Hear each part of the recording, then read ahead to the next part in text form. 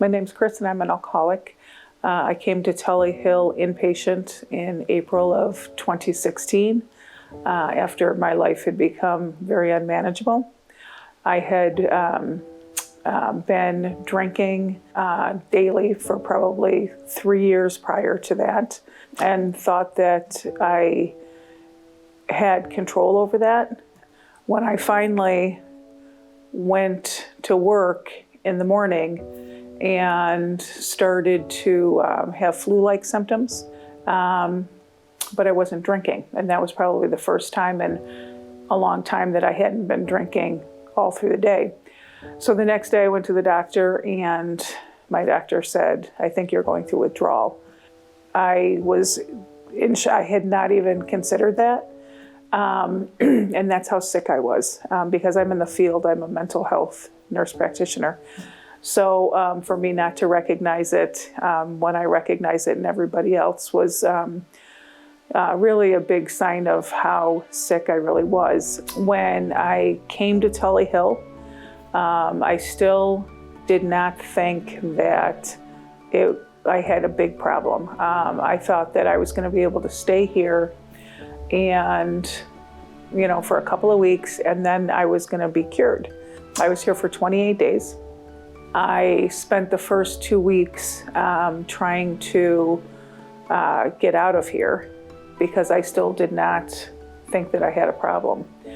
But with the work of all the staff, I was able to start to see that this was going to be a lifelong journey for me. It was not going to be something that was going to be fixed in 10 days. The staff here, everybody from the kitchen staff to the doctors to the counselors to the nurses, everybody helped with my recovery and helped me to start to accept who I am by being so incredibly empathetic, but also starting to hold me accountable. And one staff person said to me one day, "Chris," he said, "it is my job to love you until you learn to love yourself." That has stuck with me since then, because how true is that? Because when we're deep into addiction and into our disease, there's not many of us who like ourselves. At least that's been my experience. By the time I left here, 28 days later, I didn't want to leave. I finally felt safe. I finally felt like I had some hope. I had some peace. I had some acceptance. And I knew that it was because of this place. This place, Tully Hill, provided me with the support, the guidance, and the love that I so desperately needed. Like, I knew that Tully Hill had saved my life, hands down. There's no question about it. If I hadn't come to Tully Hill, I would probably be dead. So when I was leaving outpatient, again, I was hit with a fear. Am I never going to see this place again? I don't want to see this place again. I don't want to go back for treatment, but I have such ties to people here. I have such ties to the peace and the serenity that this place brings me every time I sit here.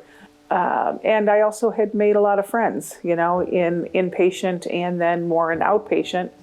But the beauty of this place is that there's so many different opportunities to keep you attached to the facility. They do, the foundation picnic, a yearly picnic. They do meetings. Anybody can come to these AA meetings pretty much nightly.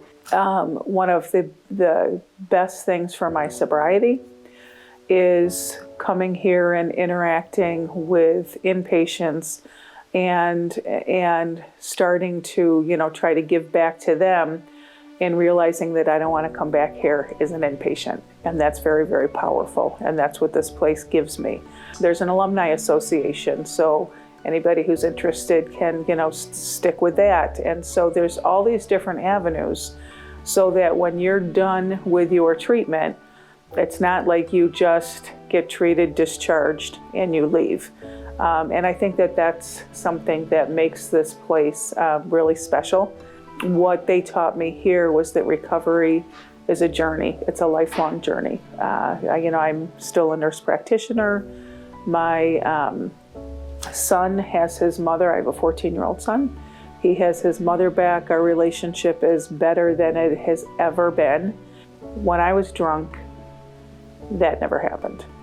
When I was drunk, he did not have a mom who, he had a mom who loved him, but he had a mom who didn't spend the time doing what a mom is supposed to do.